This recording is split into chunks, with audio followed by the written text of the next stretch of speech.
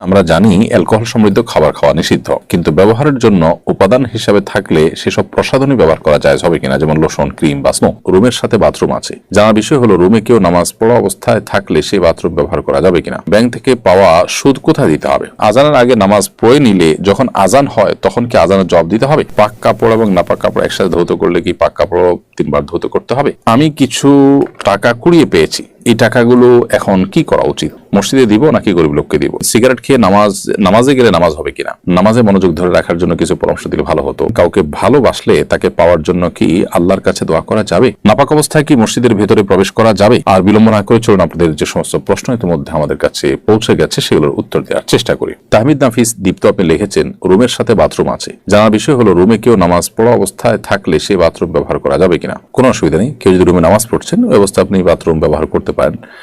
রুমে একজন নামাজ পড়ছেন মানে এই না যে আপনি রুমে টয়লেট ইউজ করতে পারবেন না, বাথরুমের দরজা খুলতে পারবেন না, এরকম কোনো নিষেধাজ্ঞা নেই। আব্দুল সামাদ আপনি লিখেছেন, ব্যাংক থেকে পাওয়া সুদ কোথায় দিতে হবে? ব্যাংক থেকে সুদ যদি অটোমেটিক চলে আসে তাহলে সেক্ষেত্রে সেটা গরিব দুঃখী অভাবী মানুষদেরকে দান করে দিবেন সবার নিয়ত করা ছাড়া। যেহেতু ব্যাংকের এই সুদ তার প্রকৃত প্রাপককে তাকে খুঁজে বের করে ফেলে দেওয়া সম্ভব না, সেজন্য এই কাজটি আপনি করবেন। আর যদি শুধু ব্যাংকে লেনদেন না করার সুযোগ থাকে, অপশন থাকে, তাহলে সেটাকেই আপনার গ্রহণ করা উচিত। নূরজাহান নুরি লিখেছেন, আজানের আগে নামাজ পড়ে নিলে যখন আজান হয় তখন কি আজানের জবাব দিতে হবে? আজানের জবাবের সাথে আসলে নামাজের সম্পর্ক নেই। আপনি আজানের আগে ওয়াক্ত হয়েছে তখন নামাজ পড়ে ফেলেছেন, কিন্তু এরপরে আজান হচ্ছে, তো এখন আপনি আজানের জবাব দিচ্ছেন, দিতেই পারেন, কোনো অসুবিধা নেই। মোহাম্মদ আশিক মন্ডল লিখেছেন, পাক কাপড় এবং নাপাক কাপড় একসাথে ধৌত করলে কি পাক কাপড় 3 বার ধৌত করতে হবে? পাক কাপড় আর নাপাক কাপড় যদি মিশিয়ে ফেলেন, অর্থাৎ বালতির মধ্যে মিশিয়ে ফেলেন, তাহলে ধোয়ার ক্ষেত্রে 3 বার করে চিবাতে হবে সবগুলোকেই। আর যদি এমনিতেই পাক কাপড় নাপাক কাপড় ছিল, নাপাক কাপড়ের নাপাকি পাক কাপড়ে লেগেছে বলে মনে না হয়, তাহলে সেক্ষেত্রে পাক কাপড়কেও 3 বার চুবানো আবশ্যক নয়। আর যদি মনে হয় যে না নাপাক লেগে গেছে পাক কাপড়ের মধ্যে, তাহলে সেক্ষেত্রে 3 বার এখানে চিবাইতে হবে আপনাকে অবশ্যই। এরপর প্রশ্ন করেছেন আব্দুর রহমান, আপনি লিখেছেন, আমি কিছু টাকা কুড়িয়ে পেয়েছি, এই টাকাগুলো এখন কি করা উচিত? মসজিদে দিব নাকি গরিব লোককে দিব? আপনি কুড়িয়ে পাওয়া টাকার মালিক খোঁজ করবেন, মালিক খোঁজ করে যদি পাওয়ার সম্ভাবনা না থাকে তাহলে সেক্ষেত্রে কোনো গরিব দুঃখীকে দান করে দিবেন মালিকের পক্ষ থেকে। আশরাফুল আহমেদ আপনি লিখেছেন, সিগারেট খেয়ে নামাজে গেলে নামাজ হবে কিনা? ভাই আশরাফুল, আপনি ধূমপান করেছেন, অবশ্যই সেটা একটি অপরাধ, গুনাহের কথা।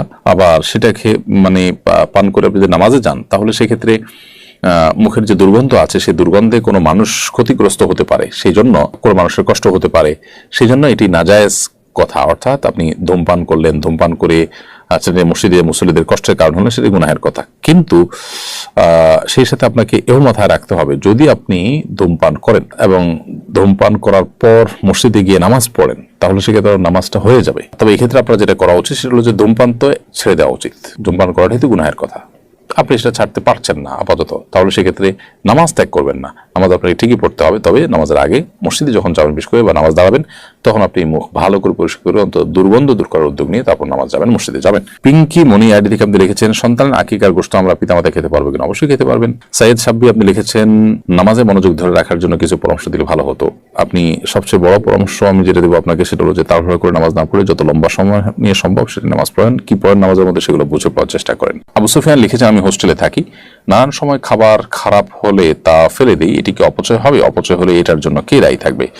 আবু সুফিয়ান, হোস্টেলে থাকা অবস্থাতে আপনি ছাত্র মানুষ, সেখানে খাবার খারাপ হলেই যদি আপনি ফেলে দেন তাহলে সেক্ষেত্রে সেটা অবশ্যই অপচয় হবে, বিশেষ করে ড্রেনে ফেলে দিলে। যদি আপনি খাবারের উপযোগী মনে না করেন, অন্য কাউকে দিতে পারেন, যদি সেরকম কেউ নেওয়ার মতো না থাকে, সবারই আছে হোস্টেলে বন্ধুরা, তাহলে সেক্ষেত্রে এটা এমন কোথাও ফেললেন যেখান থেকে অন্য কোনো প্রাণীরা খাবার হিসাবে গ্রহণ করলেন, তাহলে সেটি ভিন্ন কথা হবে। রাজু ইসলাম রাজু লিখেছেন, কাউকে ভালোবাসলে তাকে পাওয়ার জন্য কি আল্লাহর কাছে দোয়া করা যাবে? ভাই রাজু ইসলাম, কাউকে যদি আপনি ভালোবাসেন, কাউকে পছন্দ করেন, বিয়ের আগে যে পছন্দ করাটা, এই পছন্দ করা এক জিনিস আর ভালোবাসা আরেক জিনিস।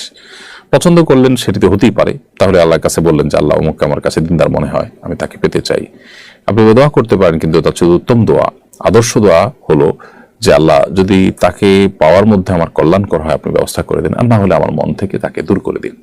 এটি হলো সবচেয়ে আদর্শ দোয়া, সবচেয়ে সঠিক দোয়া। কারণ আপনি যাকে পাওয়াটাকে গুরুত্বপূর্ণ মনে করছেন, ভালো মনে করছেন, তাকে পাওয়াটা গুরুত্বপূর্ণ নাও হতে পারে, আপনার জন্য বরং ক্ষতিকর হতে পারে, সে বিষয়টি আমাদের মাথায় থাকতে হবে। আর বিবাহের আগে এই তথাকথিত ভালোবাসা কারোর প্রতি এটা হারাম। অতএব পছন্দ হওয়া কোনো কারণে তার সম্পর্কে জানলেন, জানার সুযোগ হয়েছে, কাকতালীয়ভাবে জেনেছেন, সেই জায়গা থেকে আপনি তাকে পছন্দ করেন, সেটা ভিন্ন বিষয়। কিন্তু তাকে রীতিমতো ভালোবাসেন, স্বামী স্ত্রীকে যেরকম ভালোবাসে সেরকম ভালোবাসেন, তাকে ফিল করেন, এবং আপনি এই পছন্দ হওয়াটাকে আরো ডিপ লেভেলে নিয়ে গেছেন, তো সেটা অবশ্যই গুনাহের কথা, সেটা কিন্তু জায়েজ নয়। নাপাক অবস্থায় কি মসজিদের ভেতরে প্রবেশ করা যাবে? কেউ যদি ফরজ গোসল অবস্থায় হয় তাহলে তিনি মসজিদে প্রবেশ করতে পারবেন না, বাকি ওযু নেই এমত অবস্থায় মসজিদে ঢুকলেও সেটি মানে ফরজ গোসল অবস্থায় মসজিদে ঢুকা যেরকম অপরাধ, জঘন্য অপরাধ, গুনাহ, সরাসরি নিষিদ্ধ, সেরকম নিষেধ হবে না।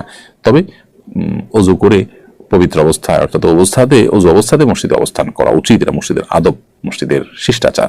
আর ফরজ গোসল অবস্থাতে মসজিদে অবস্থান করা তো জায়েজ নয়। যদি কেউ ইতিকাফরত থাকেন, গোসল ফরজ হয়, দ্রুততার সাথে তিনি ফরজ গোসল করে তারপর আবার মসজিদে তিনি প্রবেশ করবেন। আর গোসল ফরজ হলে সে অবস্থাতে তিনি মসজিদে প্রবেশ করবেন না, কারণ মসজিদ এটি পবিত্র জায়গা এবং পবিত্র লোকদের জন্য বিধায় এ ধরনের অপবিত্রতা এটা নিয়ে মসজিদে প্রবেশ করা গুনাহের কাজ। গেমিং উইথ রানা আপনি লিখেছেন আইডি থেকে, বিয়ের সঠিক বয়স কত? দেখুন, বিয়ের সঠিক বয়স ইসলামী শরিয়া কোনো ফিক্স করে দেয়নি যে এত বছর বয়স হলে তারপর বিয়ে করা যাবে, বা এর আগে করা যাবে না, বা এর পরে করা যাবে না। বিয়ের বয়সটাকে ইসলাম উন্মুক্ত রেখেছে। যার যখন বিয়ে করার প্রয়োজন দেখা দিবে তার জন্য তখন বিয়ে করা শরীয়ত আবশ্যক করেছে, যদি তার বিয়ে না করলে গুনাহে লিপ্ত হন, বিয়ে করার সামর্থ্য থাকে। বিশেষ করে তরুণ বয়সে ইসলাম বিবাহ করতে উৎসাহিত করেছে, কিন্তু এর কোনো সময়সীমা ঠিক করে দেয়নি শরীয়ত। অতএব শরিয়ার দৃষ্টিভঙ্গিটা এক্ষেত্রে যথেষ্ট প্রশস্ত রয়েছে। এরপর তানজিলা ইসলাম আপনি লিখেছেন, আমরা জানি অ্যালকোহল সমৃদ্ধ খাবার খাওয়া নিষিদ্ধ, কিন্তু ব্যবহারের জন্য উপাদান হিসাবে থাকলে সেসব প্রসাধনী ব্যবহার করা জায়েজ হবে কিনা, যেমন লোশন, ক্রিম বা স্নো। তানজিলা ইসলাম, আমরা যে সমস্ত প্রসাধনী ব্যবহার করি, এই প্রসাধনীগুলোতে অনেক প্রসাধনীতে হারাম উপাদান রয়েছে যেগুলো ব্যবহার করা আমাদের জন্য জায়েজ নয়। ইহুদিদের যে সমস্ত প্রতিষ্ঠানগুলো আছে, এই প্রতিষ্ঠানগুলোর ভিতরে সবচেয়ে বেশি প্রতিষ্ঠান হলো এই প্রসাধনী রিলেটেড, তাদের মালিকানাধীন প্রতিষ্ঠানগুলো আপনি যদি গুগলে সার্চ করেন দেখবেন যে প্রসাধনীর ব্যাপারে তাদের আগ্রহ অনেক বেশি এবং ইনভেস্টমেন্ট অনেক বেশি। এখানে হারাম উপাদান খুব সূক্ষ্মভাবে মেশানো হয়, শুকরের অনেক কিছু থাকে যেগুলো আসলে আমরা অনেকে জানিও না। আর দ্বিতীয়ত হলো, মনে করি যে এখানে আর হালাল হারাম কি আছে। আরেকটা বিষয় হলো যে এগুলোর সাথে আমাদের আসলে মনস্তত্ত্বের একটা গভীর সম্পর্ক আছে এই প্রসাধনীর। তো এখানে আসলে এমন কিছু উপাদান থাকে যেগুলো আমাদের মনস্তত্ত্বকে নিয়ন্ত্রণ করা হয় বা ধর্মহীনতার দিকে ধাবিত করা হয়। বিষয়টা জাস্ট কোনো ধারণা প্রসূত বিষয় না, এটার উপরে বহু গবেষণা রয়েছে, বহু আপনার বই পুস্তক রয়েছে, বহু আর্টিকেল আপনি অনলাইনেও পাবেন, অথেন্টিক এবং সংশ্লিষ্ট বিষয় যারা বিশেষজ্ঞ তাদের। তো যাই হোক, এই কারণে আমাদের এই প্রসাধনীগুলোকে ব্যবহার করতে সতর্ক থাকতে হবে। অ্যালকোহল বিষয়ে আপনি যেটা জানতে চেয়েছেন সুনির্দিষ্ট করে, সেটার উত্তর আমরা বলতে চাই, অ্যালকোহল কিছু আছে জাস্ট কেমিক্যাল টাইপ, এটা আসলে খাবারের জন্য নয়। সেটা যদি থাকে তাহলে সেটা ব্যবহার করাকে আরব উলামায়ে কেরাম জায়েজ বলেছেন, সৌদি আরব উলামায়ে কেরাম জায়েজ বলেছেন। শেখ মোহাম্মদ সালেহ আল মুনাজ্জিদ হাফিজাহুল্লাহ ইসলাম কিউইতে এবং অন্যান্য উলামায়ে কেরাম তারা এটিকে জায়েজ বলেছেন, বিকজ এটি আসলে পান করার যে অ্যালকোহল, মাদক, সেটি তার আওতায় নয়, এটি জাস্ট একটা কেমিক্যাল এবং এটি পান উপযোগী না।